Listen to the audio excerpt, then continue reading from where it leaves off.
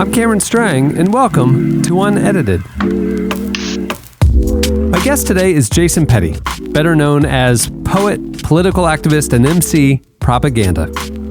Coming up as a rapper and spoken word artist, Prop is now a leading voice in a wide spectrum of church streams. You'll see him on hip-hop tours, but then you'll see him at a church leadership conference. You'll see him speak at a conservative denominations event, but then you'll see him embraced by spiritual progressives too. Propaganda's from inner city LA, but he and I go to Montana every year.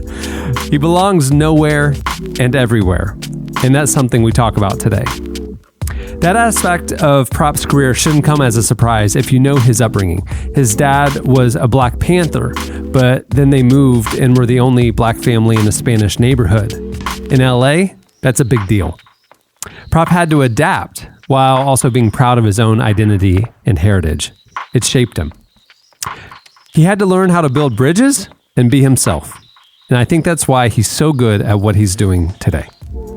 Propaganda is one of those voices that you can't put into a box. He's a great artist, but he also challenges status quo and is an outspoken activist for the church to address issues we're facing today. We talk about a lot in the next hour. He tells me about growing up in LA, about cultural identity, even his first trip to Africa that he just took. And yes, how he finds himself at all these white conferences now and what he thinks about that. It's a transparent look into the story and perspective of someone who's sitting at the intersection of a lot of things. We should all be listening to him. Without further ado, here's my conversation with my friend, Propaganda.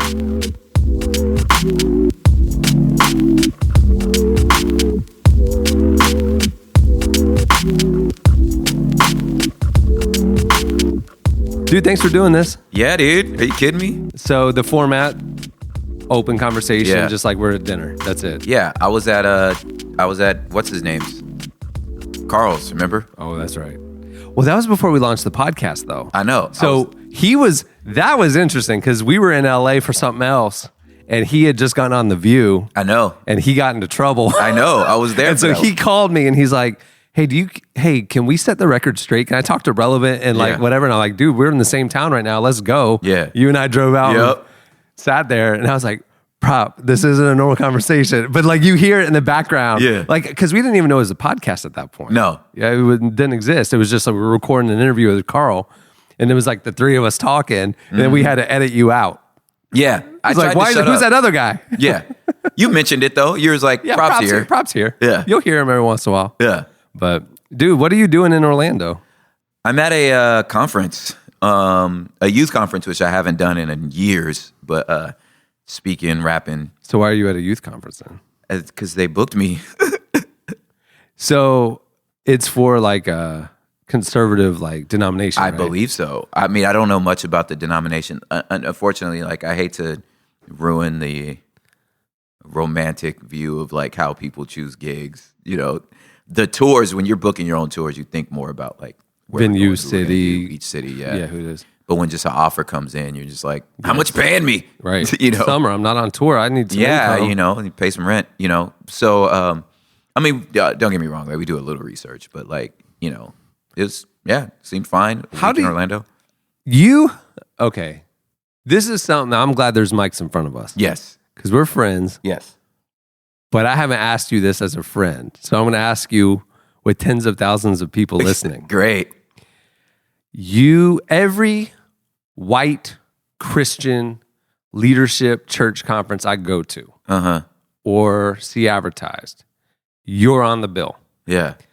You are the Black guy at the white Christian conferences. Gee, thanks. How do you feel about that? You know, here's the thing. Like, I've never capitulated. I've never bit my tongue. I've never held back. I honestly don't know how it happens. I don't feel like I don't hold punches. I make the music. I write the songs. I write the poems that I believe in. And I don't know. I don't know, you know, but it doesn't. And your brand, your message, your art is different than the Christian radio. Oh, I have a I mean, no offense, but like a Toby Mac urban song, and then there's like a black rapper on it, and it's like kind of like white music. It's not. Yeah. Your lane isn't that. But you keep showing up at all these church events. I don't know how it happens or why, and I'm like, so I don't bemoan it because I didn't, like I said, I didn't change my sound or my music for it. I got there being myself, So I feel like if I were to like purposefully made something for that market. Yeah. Something that would be like played on Christian radio. Yeah, I'm saying like I'm not on Christian radio. I mean, the buyers I met buyers, sometimes you meet them at festivals and they're like, you're my favorite artist, but I can't play your music, So I'm not on that. I've never done Winter Jam or Passion. Like I've never done any of these festivals. They're not going to book me, So as far as a Christian market is concerned, as speaking of sheer industry, like as an industry term, I can't say I'm a Christian artist. They won't. I'm not in the bookstores. They won't sell my record. Bookstores exist anymore. Yeah, if they did, they're all gone, right? They don't sell my record. I'm not on the festivals. I don't know why. Yeah, it's not the Christian music stuff you're on. It's the thinkers. White Christian church. Here's the thing that I've always wondered. You walk into an event and you look at the crowd and you're the only black man there. Yeah. How does that make you feel? Are you going, good, I have your ears? No. Or are you going, I'm not token? Like what is you literally, what are you thinking? Because it's like I can only say what I always say. So I feel like in a lot of ways, an event can book whoever they want. You have full access to, so that meant that y'all thought about choosing me and you already wrote the check, and I've already got the deposit. If you didn't do your homework, I don't know what to tell you. You know what I'm saying? But if the lineup is like 15 white male speakers and then prop, well, do you see it as an opportunity or do you see it as like, oh, no, you're using me? I feel like I can tell the difference. Okay. You could tell the difference. You know what I'm saying? And I mean, that's what like Dave Chappelle was talking about when he left. He was like, I know laughs and I know that laugh was different. You know what I'm saying? Okay. So you can feel. So if the event difference is truly bringing you in because the event's DNA is about the message you bring, and you can tell if the white church thing is trying to say, hey, look, we're diverse because we brought prop. Yeah, because there's plenty of other black dudes you can bring that'll play nice. You know what I'm saying? I just feel like I don't play nice. Like I don't understand. That's where I'm honestly like, I don't understand why y'all think I'm not, maybe because it's like, I'm not mad at you. You know what I'm saying? I say what I say. I speak on what I speak on. I don't know how else to say it. Like, I'm not capitulating. Like, I don't hold my tongue. So you should know what you're getting into. When I look at the audience, a lot of times I'm thinking, to be fully transparent, I'm thinking ticket sales, I'm thinking merch, I'm thinking, how do I convert you into a fan to come to a concert or a podcast recording, whatever the case, a live event that I'm doing? How do I convert you into that? You know what I'm saying? So for me, it's a lot of times, like, again, I hate to ruin the romance, but like I'm clocking in. I'm just clocking into work, So if I'm just going to work, what difference does it make? You know what I mean? So you see it as income, economic empowerment, your platform growing. Yeah, you're growing your platform because, again, I'm not making stuff for this crowd. I'm making what I know I want to make. I'm saying what I know I want to say. So if you chose me to come out, no one is, let me say this, no one has ever sent an email saying, can Prop not talk about this? Or can you kind of remember that this audience is for? No one's ever said that to me, because had they said it, I would just return their deposit. Interesting. Like, I'm not gonna do that. So You know what I'm saying? I've always wondered, like, honestly, in the Christian world, like, obviously Sunday morning is the most segregated hour in America, right? And with Relevant, we are very intentional about diversity. Yeah. Like we're looking at like the features and we're going gender equality. We're looking at racial representation. We're making sure that everybody sees somebody in our magazine they connect with. Yeah. And then they say, okay, well, this is my magazine. Yeah. And then maybe they'll be open to other views and perspectives, Totally. right? So it has been something since day one that we're intentional about. Then the bad version of what's going on in the church right now is like our white congregation, white event, whatever, we're going to throw a token minority into the mix so then we can say we're not all white. Yeah.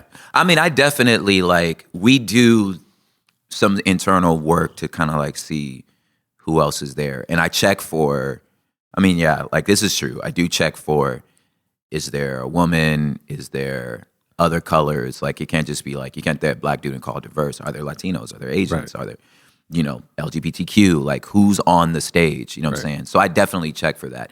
And the thing is like, there's a wing of like conservative white evangelicals that I'm not invited to, that don't bring me, and I just feel like a lot of ways they've sort of self-selected, like they've kind of, they've opted out already. You know what I'm saying? The parts of the world that doesn't want to hear what I have to say is not going to offer me a show, So I know if it's like like an inquiry, you hunted me down. You know what I'm saying? Like I didn't ask to be here. You came to me.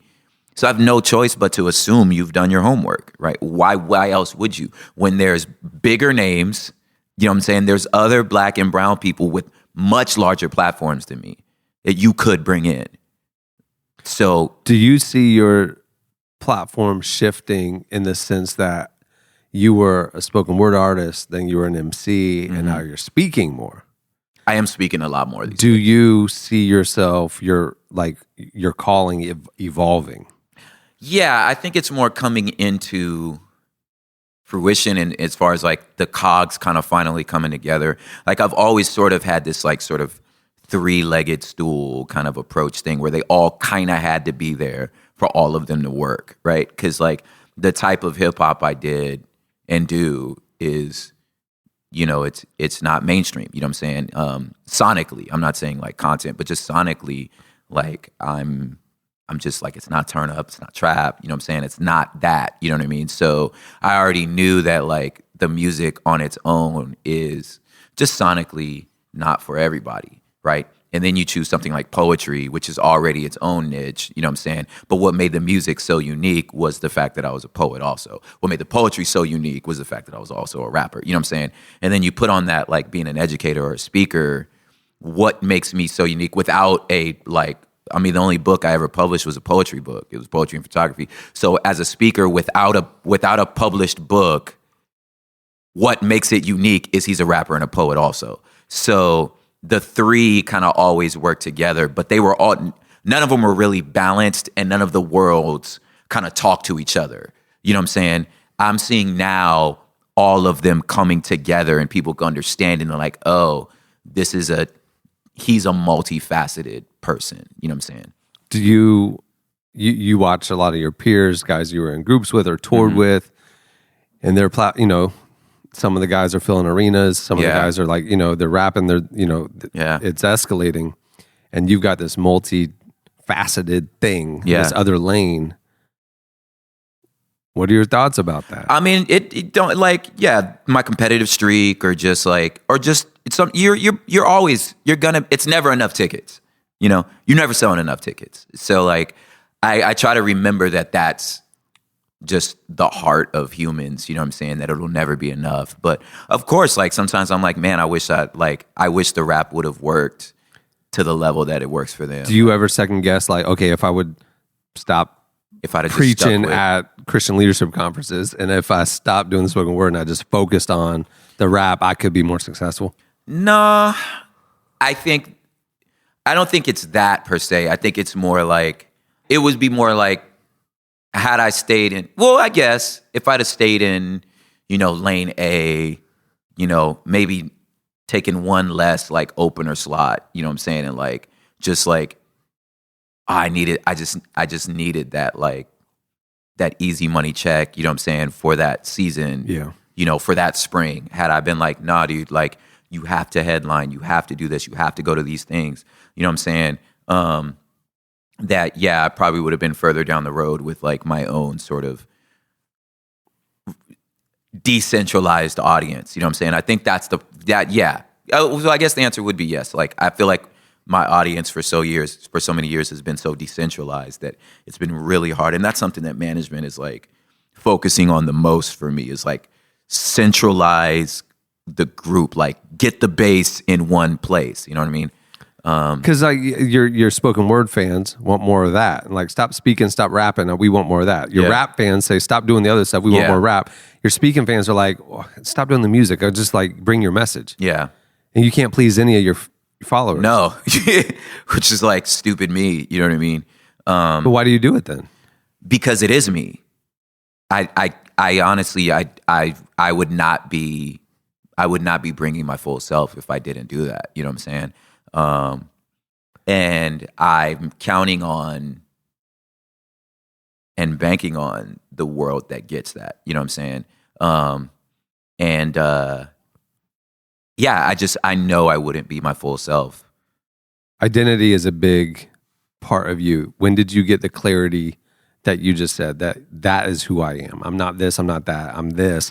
And I will turn down opportunity. I will turn down certain platforms because I need to be true to who I am. When did that happen for you? Man, I honestly think, I don't know if I can point at a moment, but I think that it's been sort of like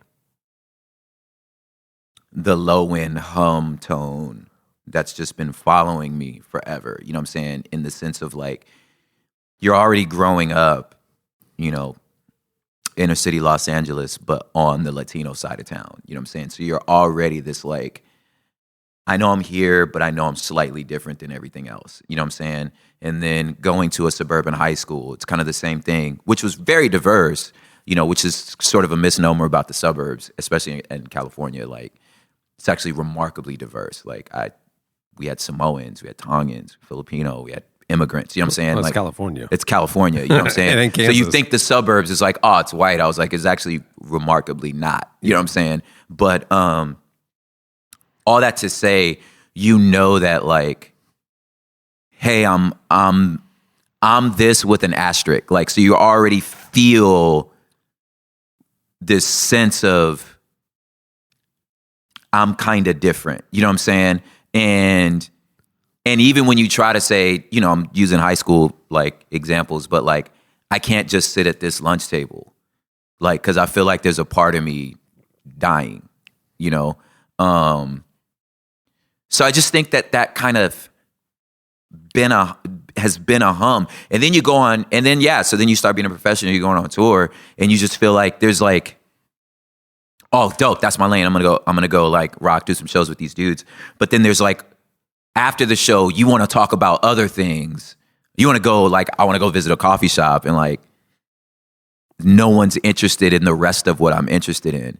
Then you're like, man, there's got to be people that want to talk about this. And then you go do. So you felt limited. Like, if the crowd was all hip hop kids, you're like, but there's so much more. Like, what about? Yeah, not even the crowd. It's not even the crowd per se, but like the people I'm on the road with. You know what I mean? It's what they want to do, what they're interested in, what they're passionate about. Like, when I do like, because to my DNA, I'm a hip hop fan. Like, to my bones, I love hip hop. You know what I'm saying?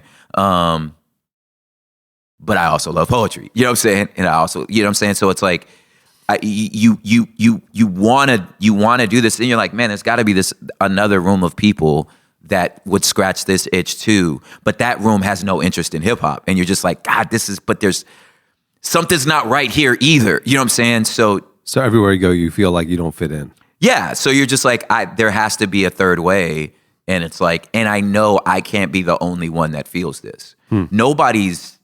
Nobody's like playlists are only one thing. No one's is. You know what I'm saying? But for some reason, we built markets that believe that. You know what I'm saying? Like, why?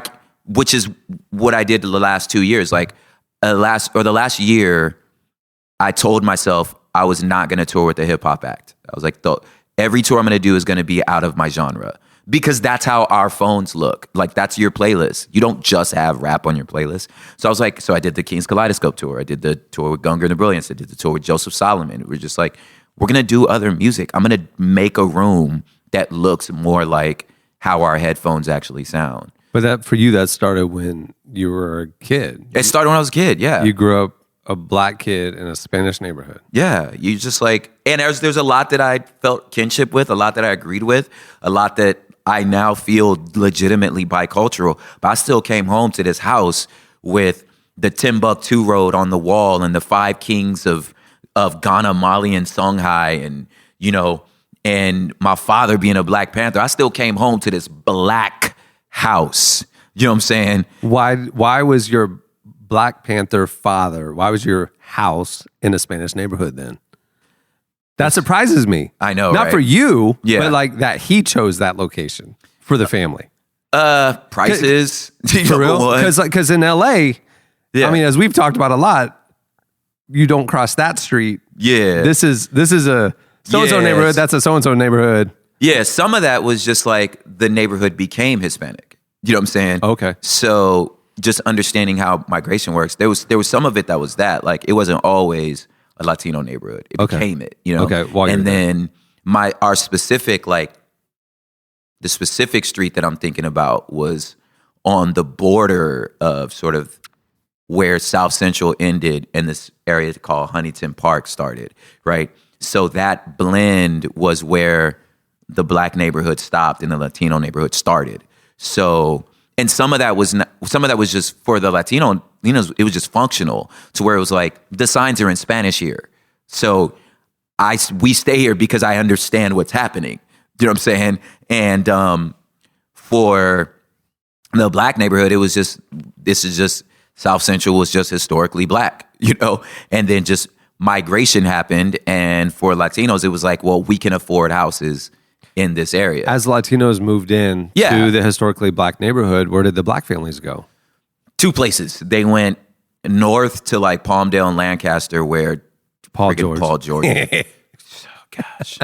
That's just a whole other story. And that's like an hour and a half north of LA. Yeah, it's pretty far. Yeah. Or they went an hour and a half east to the Inland Empire, which is where Kawhi Leonard's from. That's really funny. Yeah. But yeah, so that's where, and our family like eventually migrated to the Inland Empire. Really? Yeah, that's where I went to high school. That's why I was like in the burbs. Like, I went to high school out there, but almost all of the Black and Latinos that got pushed out ended up there anyway. So it was just a whole world of just these like LA and San Gabriel Valley kids in the Inland Empire. Gotten transplanted. Just got transplanted, yeah. And so was it that gentrification was happening to the Latino neighborhoods and then they migrated toward the Black neighborhoods? And then I don't think it was gentrification. It was more it was immigration. Oh, like okay. just legit immigration. Okay. You know what I'm saying? And there was only certain neighborhoods that these immigrants could really afford or go to.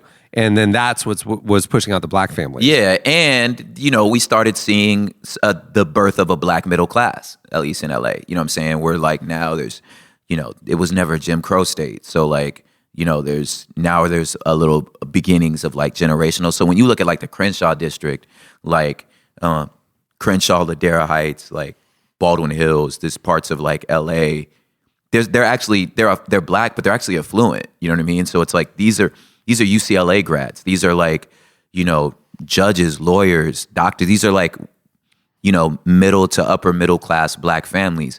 They could stay because there was a good amount of wealth. Sadly, my only knowledge of that is HBO's show Insecure. Yeah. Where I got exposed to that. Yeah, what's great about that show is that it shows the full spectrum of kind of the Black experience in LA. And they show those neighborhoods of beautiful homes and hills and gorgeous landscaping. And you know, this is still a Black neighborhood. Yeah. But it's wealthy. Yeah. I lived east of that. Okay. You know what I'm saying? Now, I had cousins that were over on, you know, Western Crenshaw, like over there that were, doing a little better than us. So the idea was, at least for our family, was like, okay, we could go push further into LA, into the Crenshaw district, because now like you get a tax return, you got two working parents, we can afford some more space, right? So you could go into Crenshaw and live in Rolling 60 crib neighborhood in this big old house. You know what I'm saying? Like what good is that? Like for our family, it's like we have a son now, and the son is about to hit recruiting age. So why would we get this nice house just to still put him in the center of our family's gang activity, right? So they're like, well, how about we get out and still get this house? You know what I'm saying? So that was the plan for us, was like, so we just moved further east. We went 20 minutes east that's why you hear me always talk about like West Covina, La Puente, like that, because we moved east to the 626, which was also primarily Latino. So we just moved further into Latin neighborhoods. And a lot of that was like strategic, where it's just like our family are Crips, you know what I'm saying? So like, let's get out of that. You know what I mean? Why do you think America is like, talking about these neighborhoods and identity and stuff? So we were just saying like, it's not about just socioeconomic, kind of groupings of people. I mean, like the affluent black neighborhoods and stuff. That affluent area with beautiful homes, why isn't that racially mixed? Why is America so, like, I've been watching The Sopranos, I told you last night. Like, and like that whole thing is like, literally like, no, we stay with our people in our neighborhood. Yeah. Why do you feel like we're like that? Why are we so tribal like that? Man, I can only speak from our experience. I think that some of it is just comfort and familiarity, where it's like, it's not to the exclusion of others. It's just more like, I know this is familiar. For example, when Alma, my wife, was going through her, like the coursework for her PhD program, we were in South Orange County, which is very affluent, but it's also very Asian, right?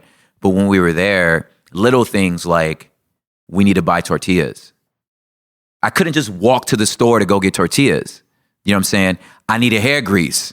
Like, I had to drive back into LA, you know what I'm saying? Just to buy some just normal basic things, seasoning for chicken or catfish. Like, the store didn't have what I needed, you know what I'm saying? So I just think in some senses, because the grocery store was Korean, that was a Korean grocery store, so I just think some of it is just functional and familiarity, you know what I'm saying? Like, when you're in the Crenshaw district, we can go get hair, like extended hair extensions.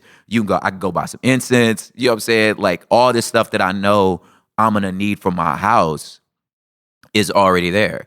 If you're in Boyle Heights or East LA, you know what I'm saying? Like, the seasonings for carne asada, like, I can walk and get it, So I think some of it is just like comfort, you know what I mean? And then others is like, it has to do with, geopolitics and redlining and just a history of making sure, like, by the institutions, that y'all stay over there because we don't want you in our... I just feel like, obviously it's been systemic in American history for hundreds of years, that us versus them. Yeah. But it's like, what can we do then? What can we do to break out of that? Or you're talking about neighborhood and identity and pride. Do we need to break out of that? Yeah, I think, you see, I think there's a good and then a shadow of tribalism. You know what I'm saying? I think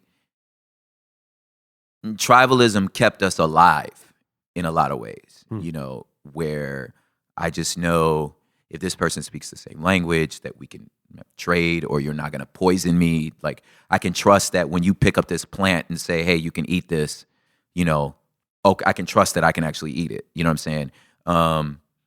Obviously I'm going back to like caveman styles, you know what I'm saying? But then within the States, like, the idea of like just the collective, just suffering experience of just Black Americans, like the tribalism kept us alive. Like the Underground Railroad, like, you know, the Green Book that y'all saw a movie on was like, if you know what the Green Book is, it's hotels that you can stay in when you're traveling across the country. You know what I'm saying? Right. So like that, there's the part that kept us alive. Right. I think the shadow of it is when we draw fences around things, around lines that are sort of uninformed or inherently racist. Like, so when you draw a fence around something to say that the reason I'm drawing this line is clearly racist, you know, that's where the shadow starts coming in, you know. And racism is those people I look down on. Yeah, because that there's some sort of biological problem, just eugenics, like prejudice. There's a biological prejudice. You know what I'm saying? That's because it's not saying like they're different than me and I'm more comfortable with what I'm familiar with. You're not saying that that's the issue. You're saying that the problem is when I say they're not as good as me. Yeah, there's something I am superior to them because of A, B, C, and D. And that's just not white looking down on black. That's like even within the Hispanic and Latino community. There's a good amount of discrimination among Latino community also. Absolutely. Yeah. And, you know, like, I mean, I'm careful when I say discrimination specifically because, you know. Yeah, it's not necessarily overt, but there's a bias. Yeah, there's definitely a bias, you know what I'm saying? That, again, I think could start off in just a term of like, collectively, we're just more safe. You know what I mean? And then evolves into this like, you know, there's a smoke monster outside, you know what I mean? And like, they're going to bring this, and then you start, you know, just this 7 steps in genocides. Like, then you start referring to them as something less than human, you know what I'm saying? And they're vermin, they're animals, they're rats coming in, you know what I'm saying? So like, they're bringing their worst, you know, all that stuff is like, that's the shadow of tribalism, fear, you know what I'm saying? That's birthed out of just sort of this fear and this horrible prejudice towards the other. You know, verbiage matters. Yes. Yeah. So is the dream then, as a white man at your Christian conferences, your white Christian conferences, as maybe sometimes the only black man at the white Christian conferences, is the dream that old 80s United Colors of Benetton type dream of the rainbow? Or is there something, in your experience coming from LA where it's so neighborhood driven, is there something positive in the tribal component? Like, do we want a future? And I'm asking your opinion. Do you want a future where all the neighborhoods are blended, everybody's equal, socioeconomic status doesn't matter, racial status doesn't matter? It is all like, I'm as close to an Asian family as I am a Latino family, as I am a black family, as a white family? Or is there something to be said about community? Man, I think it's both and. Okay. I think there's a space for both and. I think there's a space for it's like imagining a world that didn't have the stain of like patriarchy and imperialism and racism, that doesn't have that. It's almost even hard to imagine a world that that's not colored by those things. You know what I'm saying? So, because if it wasn't, then even your own sort of embodied self-hate, you know what I mean, and view of yourself and your others, where in your own community you see your own beauty, you know what I'm saying, and don't feel like either I have to stay among my own to uplift my own because they so terrible, or I don't want to go over there because they're dangerous. Like, whatever the case may be, a lot of those things are colored by forces that we just happen to be born into. You know what I'm saying? So like, let's just say like, if the Korean community in Koreatown didn't have to form Koreatown for their safety and survival, if they didn't have to do it for that, right, they just did it for, we just understand each other. You know what I'm saying? Right. And me, if I don't feel like their presence here is somehow a threat to my safety, like when we can remove those elements, then I could look at their community and go, oh, that's dope that they're able to like, that's cool, man. They're celebrating their heritage. That's awesome. Hey, can I come over? You know what I'm saying? And if they get to go, yeah, you're welcome to this, right? Rad. But or they still have the right to be like, actually, bro, like, hey, there's just some family stuff that we feel like. What if they're like, so Koreatown. So let's say, like, man, we love these restaurants. We love these shops. We want to, racial diversity. Let's embrace Koreatown. And then Koreatown becomes racially mixed and isn't Koreatown anymore. They lose part of their identity in their community, right? Totally. So that's maybe why they don't want outsiders. And it's not because you don't want to lose yourself. Because it's not biased like you're worse than me. It's like protecting an identity that they have. I think that like there's a motif that says that the scarcity, that like my presence is going to erase yours. Right. And what I'm saying is, even as an outsider, you have to have the mentality that like I do not have the right to insert myself into every space, right? So, for example, I have 2 daughters, right? And a wife. And there are times that my wife has a couple friends over, and then my older daughter, has a couple friends over. So I'm in a house. There's 11 women in my house, right? And 11 women are going to talk about women things. Do you know what I'm saying? And there are times that like, I'm not annoyed. Well, sometimes I am. But sometimes I'm like, I'm not annoyed. I just feel like, excuse me, I just feel like I have nothing to add to this conversation. This conversation is not for me, right? So I don't need to insert myself in it because it's not for me. This is not because I feel like I'm better or worse, or I just feel like I should respect their space, right? Until I'm invited in. Sometimes I do want to add stuff, but I realize like, you're not talking to me. This is not for me. And I don't, in the same way that like, if someone sees me, I refer to my wife as like babe. Just because I refer to my wife as babe don't mean you get the right to refer to her as babe. That's you not in this. That is not your space, right? So I just feel like I have that understanding, and that I feel like I have that respect for others. If it's not mine to be there, that's fine. You have the right to say that. You know what I'm saying? Now, that doesn't mean I don't want it. It doesn't mean I don't love, like, I live next to Little Tokyo. That don't mean I don't love being able to like go in there and get some ramen noodles, you feel me? And kick it because I'm fascinated by culture and stuff like that. But like, I also, if my presence is going to make you lose that, I don't want you to lose it. So like, cool. Let's step back and talk about specifically, again, LA is very interesting in the racial division of neighborhoods and gentrification, and Brooklyn would be the same and stuff. Yeah. Where you were a black family in a Spanish neighborhood. Yeah. So it's not you guys visiting the Spanish neighborhood to have dinner. Mm-hmm. You moved in. We just lived here. Yeah. Right. So, and that's an issue with, hipsters moving into historically lower income black neighborhoods and turn them and stuff. It's kind of like gentrification is an issue because there's a loss of identity and community that's inevitable. But at the same time, like you were a black family living in a Spanish neighborhood. Is it wrong for the white kid who can't afford anything else to move into the black neighborhood? Not at all. Not at all. And because gentrification and migration are 2 different things. Okay. Gentrification is a very violent sort of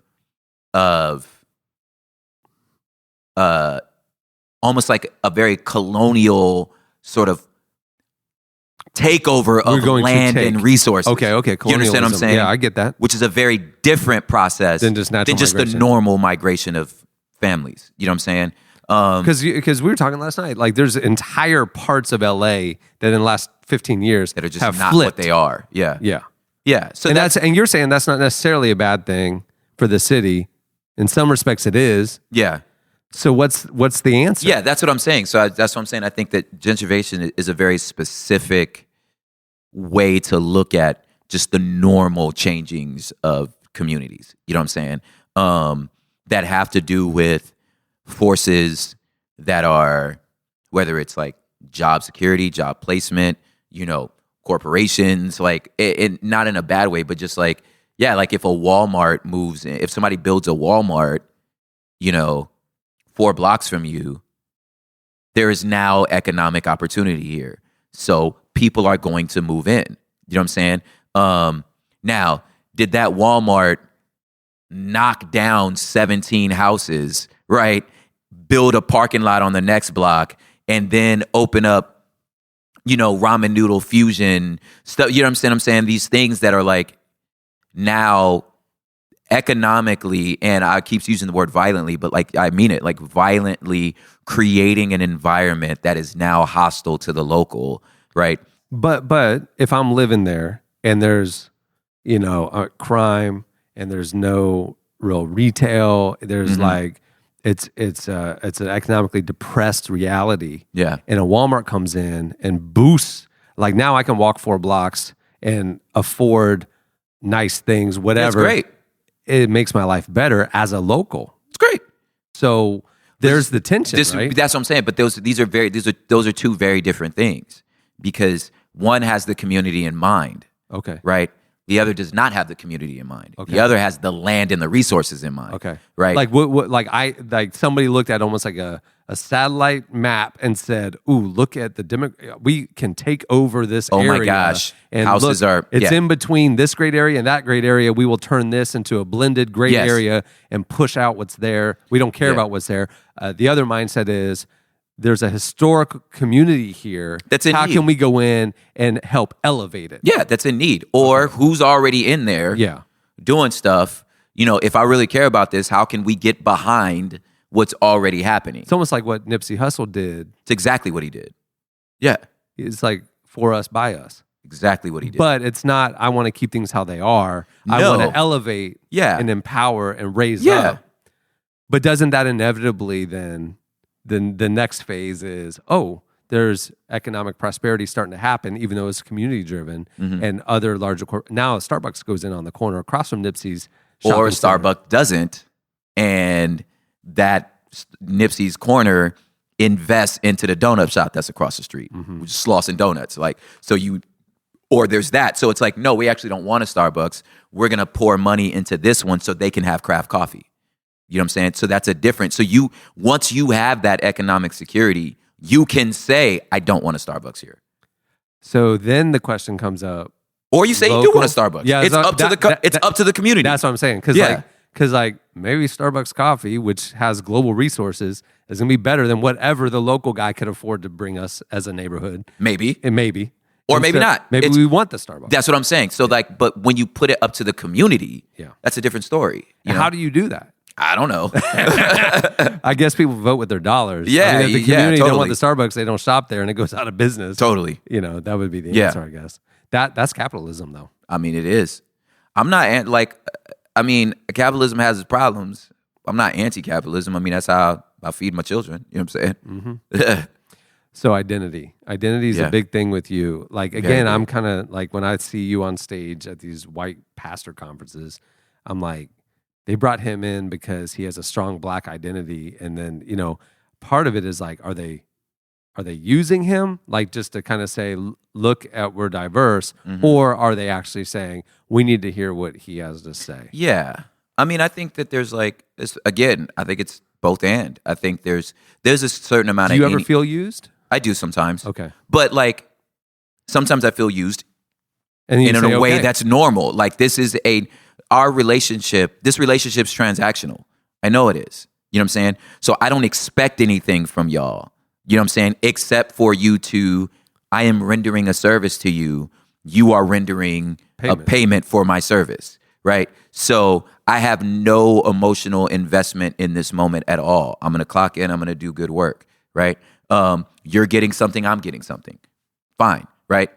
Then there's the exploitative version of that. Right. That's where it seems like there's a line. Yeah. So, and I feel like there's been a few times that I was like, all right, I'm being exploited, and those relationships have been cut off, but sometimes it's like, unfortunately, it's like I had to get in the room to notice, others you could kind of smell from a mile away, like in And unfortunately, again, we're talking capitalism. Like, I can know by the offer, right? When you send the first like booking request, I can tell by what you're offering me and how much work you're asking me to do and what you're asking me to do. I can tell if you're about to exploit me or not, because you could just tell if you're valued, you know what I mean? And certain things just ring of value, there are times that it's like, hey, we want to book you to, perform side stage at lunch while everybody's eating, for this much money. And then after that, I was wondering if you could come do this panel. And then after that, can you talk to our staff and kind of walk this? I was like, okay, you want me to do your homework. You want me to catch you up on 500 years of history, right? Mm-hmm. Which meant that you haven't done yours. And with those things, what we usually reply is a book list. Is like, okay, finish these books, right? Do your homework, and then next year, if you still want me after you've done your homework, then we can talk, right? Go listen to this podcast, listen to this, do your homework, because I'm not going to do it for you. I'm not going to sit down with your pastoral staff and teach you. No, you do it. You could do it. The resources are there already. So you know what I'm saying? Because you're asking me to do too much. You're asking me to do stuff that you could have done on your own, right? That's for me. That's how I know. The good version of it is they're genuinely saying, "We've gotten it wrong. We need to learn. Come in, challenge us." That's the good version of it. The good version would be the bad version is the good version is we've done our homework. Oh crap! Yeah, we got it wrong. We got it wrong. We got to pivot. Yeah, we've learned about A, B, C, D, E, F, and G. Yeah. Can you come lead our congregation, or our conference? And I'm like, oh, okay, that's a different story. You know what I'm saying? So the tokenism thing of like the side stage at lunch and nobody's paying attention. I'm not going to do that. Yeah. You recently went to Africa. I did. Ooh. Tell me about it. Bro. You guys want to hear me cry on a podcast? So I went with Food for the Hungry, super rad org. They're getting behind my next record, and so the Red Couch stuff, they're really going to start supporting that. But it started off with just a tweet where I was just like, I want to go to Ethiopia. It's so crazy, like star power. Hey, you know what I'm saying? For a number of reasons. Like one is, I think my 6th grade like book report, country report was on Ethiopia. And that was my first like. And that's where your heritage is. That's what we believe. That's where the story got crazy because like I would get mistaken for Ethiopian all the time. I mean, I don't know. I'm gonna probably do a DNA test pretty soon. Yeah, you kind of need to. Yeah, 23andMe, $99. Yeah. So I would get mistaken for it all the time. My mom's from Washington D.C. is a very big Ethiopian, Somali, like Eritrean like population in D.C. So I would get mistaken for it. And when I went to college, I remember, running into a young lady who I was in college. I was like, she is gorgeous. And then she walked over to me and spoke in her native language to me. And I was like, crap, dude, I just lost my chances with this girl because I didn't know what she was saying. You know what I mean? And her and her friends, and they were all like, wait, you're not Ethiopian? Like just were flabbergasted that I wasn't, and I was like, that's crazy. First time I set foot soil on Africa is the same thing. Like I was on the plane and this lady sat down and was just like, you're not a Fulani from East Africa? And I was like, no, maybe, and she was like, no, you're absolutely like just convinced. So I told my mom that story. My mom was like, oh my gosh, my whole life. I asked my cousins, they were like, yeah, all the time.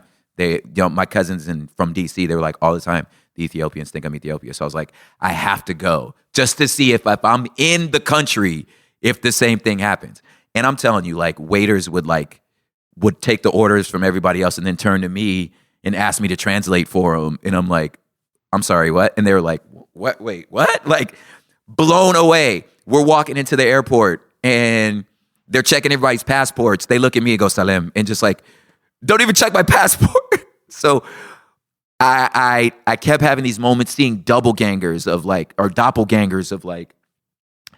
That's my Aunt Ethel. Oh my God, that's my Aunt Norma. Oh my God, that's my grandma. That's my cousin Carol. That's what, just like and they turned out to all be sort of like from the northern region of Ethiopia. When I started asking like my host, like, where's that person? They were like, oh, they're northern. So specifically, it's not even just North Africa. No. It's like northern region of Ethiopia looks like my family. And for $99, you could just like absolutely leave me alone. 100%. So I'm going to do it. I'm going to do it. Cheaper than flying there, just FYI. I know, right? So, we saw some of the work, like some of the community development and just like economic, like sort of growth, empowerment and stuff that they were doing there. And getting a bunch of footage for my next like book and album, getting stuff like that, all that together. And then of course my love for coffee. It was like, this is ground zero. So how long were you there? I was there for about a week. Yeah. Over a week. Was it life-changing? Was it like, besides just saying like, did you like seeing people that look like you, did you feel a connection to the land? I mean, did you feel? There were moments where we'd walk into a village and I'd lock eyes with like, well, it wasn't like a village. It was more like a town. Yeah. You know what I mean? You'd walk in and I'd lock eyes with like an old lady and she would smile and it would freak me out because I was like, this is my grandma, and hugged and we talked for a little bit through translators and she would say things like, oh, my son, oh, you're my son, you're welcome home. Like without me telling them that I had all this past, like they would say things like that and I would just like melt, like, just this like tying these loose strings that it's just up until modern times was impossible to tie. You know what I mean? So it was that. There was like, and maybe I just had like just a cognitive awareness, but like I don't have a sweet tooth. Like I'm not a sweet tooth, kind of have a salt tooth, right? So like I'll come home and pop popcorn. Like, I'm gonna go to middle of the afternoon. It's popcorn, right? And again, if you know Ethiopia, like when you have your coffee, you do your coffee ceremony, you do make coffee, you pop popcorn with it.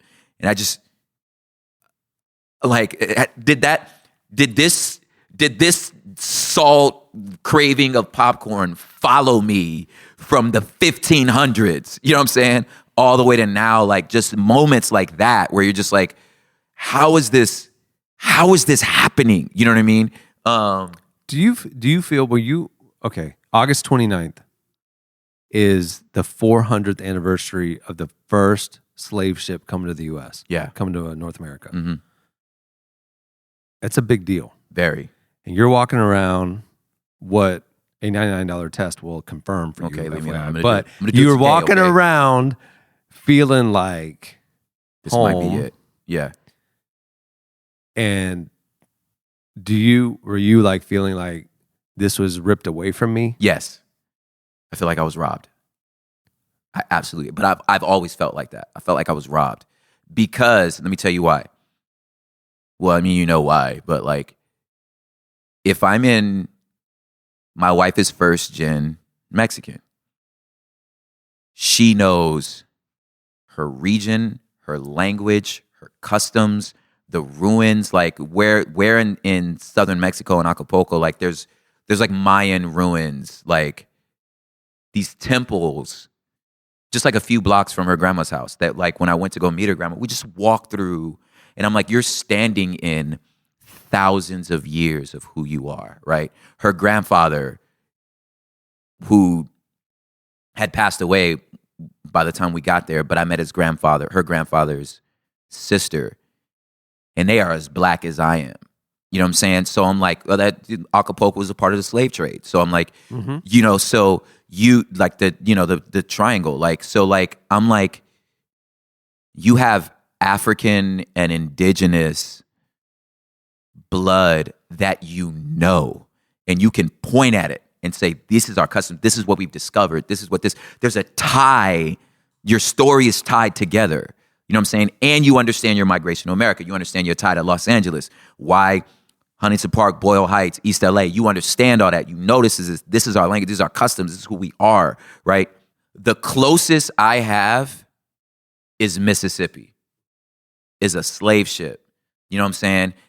And And then blues, jazz, hip hop, gospel, all of these experiences, these things, these customs that just came out of suffering. You know what I'm saying? That we were able to build treasure out of trash that I'm so proud of, that's such a great part of who I am. But there's a loose end, you know what I mean? So I've always felt like Africa's the second largest landmass on the planet. You can't just say you're African. There's thousands of different people groups there, you know what I'm saying? So I'm like, I don't know. I don't know. You know what I mean? And when you're a part of something, and it's not like it was just, the only comparison I could think of is like, you know, so you take your white American, right? You may be just a European mutt, you know, it is what it is, right? You know, it's Dutch, Irish, you know what I'm saying? But it's like, the loss of that history wasn't on purpose. That wasn't a systematic, purposeful erasure of your past. That just happened because of time. It's just normal atrophy and moving of people. You know what I'm saying? Like, as an African, that was on purpose. Like, we're trying to erase your culture or trying to erase your history. You know what I'm saying? I'm trying to. So when you know that it was purposeful, there's a part of you that feels like, this sucks. You know what I'm saying? Most white migration came because of religious persecution between, you know, Catholicism and Protestants, things like that. And maybe it was a horrible situation. You know, obviously, even Jewish history, you know, they're running from, but they were coming to America as a positive step. Yeah, for their own, on their own volition, or a desire to better their life. That's right. Yeah. They're leaving something negative, whereas Africa was the opposite. It was like put into something, you know what I'm saying? Negative. Yeah. And I mean, I say this not to bemoan my past, because like, I love, like we talk about identity, I love who I am. I love what I've become. I love what God has made me. You know what I'm saying? I love every drip of blood inside me and all that made me what I am. Like, I don't bemoan any of that. But I would love to be able to tie it all together, you know?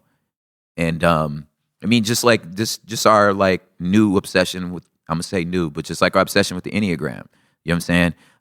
Which never got out of style in South America. Let's just slide that there. But knowing those things and just like how ferociously and insatiably hungry we are to know ourselves, you know?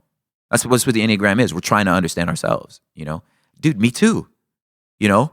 And if you have a huge chunk, you have a huge chunk of who you are just missing on purpose, you know? It's hard to not feel like it's not just missing, it was taken. Taken, yeah. Yeah. It's hard. It's hard to think about that. The thing that strikes me when I travel to the Middle East, to Africa, like you're talking about, like it's not African, it's not North African, it's not Ethiopian, it's North Ethiopian. Yes. You know what I mean? Like, there's a connection to the land in other countries in a way that, like, Americans can't even comprehend. You know, like, or don't know they comprehend it, in the sense that, like, so our romanticized vision of, like, the heartland, or, like, the 50s, you know what I'm saying? This time of just this, like, great flourishing, why 9/11 is so important. It's like, you don't realize that you are actually tied to this land, that you do feel an importance to this soil.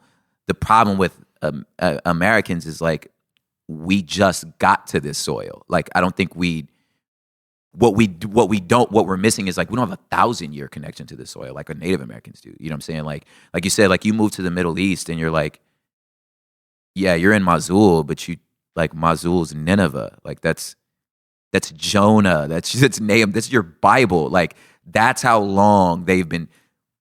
This is what they know of when we say, when they're like, so we're not. This does go back to 1700s. It goes back to 1700s BC. It's why it's so ludicrous that like Americans are trying to insert themselves into like the Palestinian-Israeli conflict about like how to divide up the land, two-state solution, stuff like that. Because like if you go to Bethlehem, which is in Palestine, like I was staying with a Christian family there, and we were in like this kind of valley outside, you know, so Bethlehem's up kind of on a hill, and so we're kind of in this hillside valley, and I was like, how, you know, just kind of get to know their family history and stuff like that, and I was like, how long have y'all lived here, you know? Well, our our ancestors were the shepherds. That this hillside is where we would have the flocks. Yeah. And back to the times of Christ. I was like, well, because they were Christian. I was like, when did your family become Christian?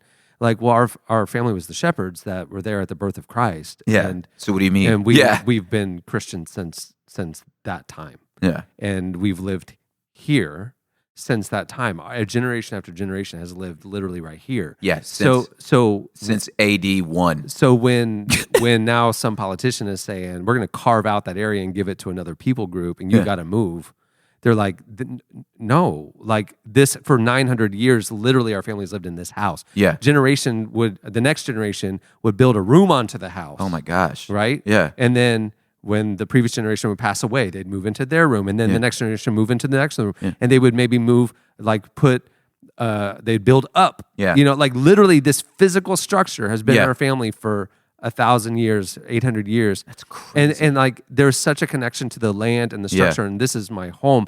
And as an American, it's like, okay, well, I went to school in Oklahoma. I lived in Nashville for a little while. I live in Florida now. Like, yeah, it's all U.S., but it's like I can move around. Totally. It's no big deal. We have no connection to the world. Not like that. Yeah, not like the rest of the world. Frankly.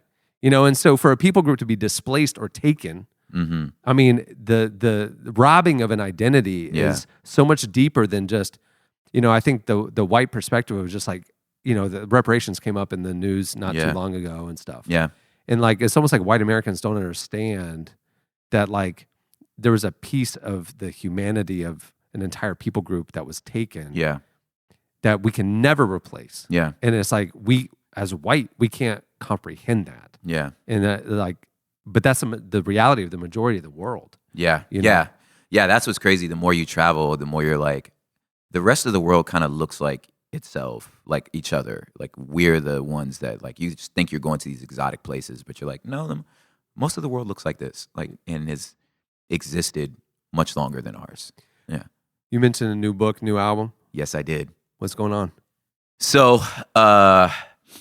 I thought to myself, like anybody else, like I listened to the Joel Houston of this one, where he was like having a midlife crisis last few years. Yeah. We all go through that, right? I lost DJ Effecto. I lost my best friend. Man. He, if y'all follow me, he passed away over Thanksgiving.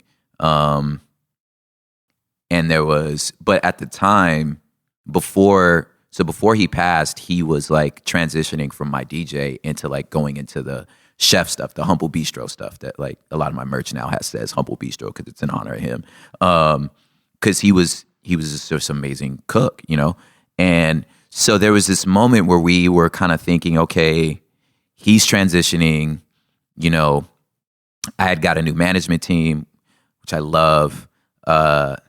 The guys at Humble Beast, they were sort of transitioning, doing other things. A lot of stuff's already public, like the design part of Humble Beast. They started a creative agency, called Nova Nimbus, and they're super talented, but they're their own thing now. Braille's CEO or COO of Humble Beast, he's pastoring now. You know what I'm saying? So like Thomas is pastoring, so there's this like, we're shifting. This is 10 years of my life, you know what I'm saying? So like we're shifting a lot of things, but the guttural part of me knew I wasn't done being an artist. You know what I'm saying? But I was challenged to be like, what do you want to talk about for the next 10 years?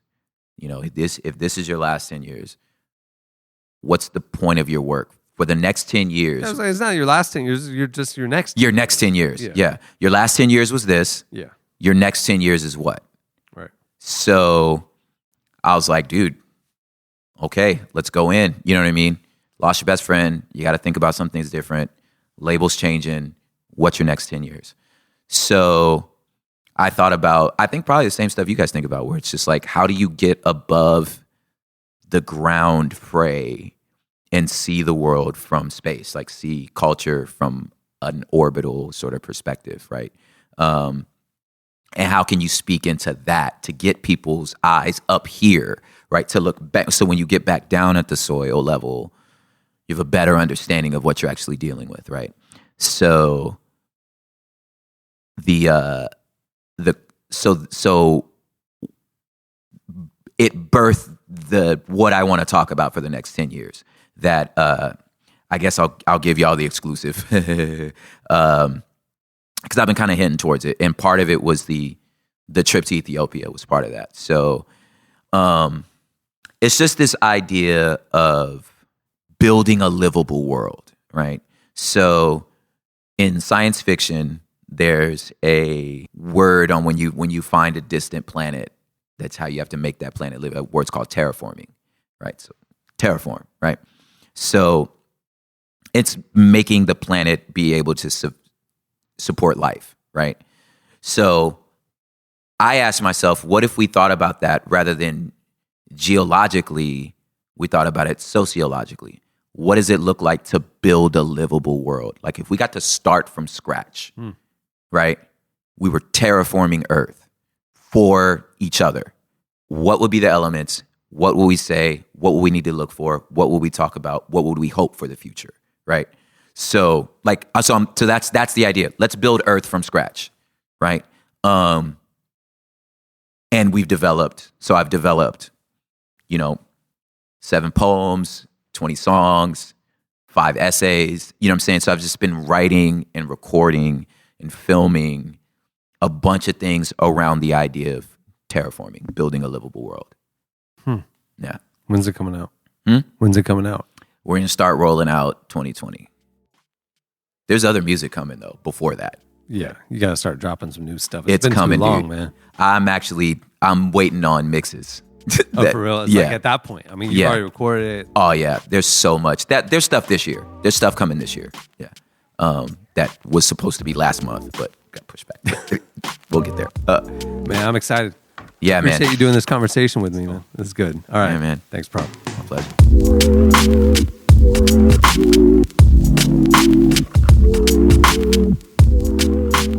That was Propaganda. Make sure to check out his most recent album, Crooked, and keep your eye out for his upcoming new project. Also, follow him on Twitter at PropHipHop. Great feed. Hey, if you like this episode of Unedited, I'd love your help spreading word about the show. Subscribing, rating, and reviewing it on Apple Podcasts helps a ton, as well as sharing it on social media. Come on, Instagram stories.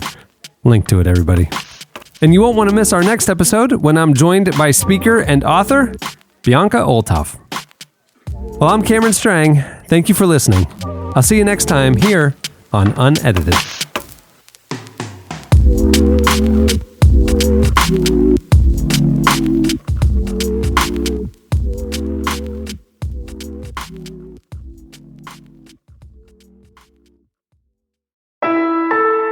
Relevant Podcast Network.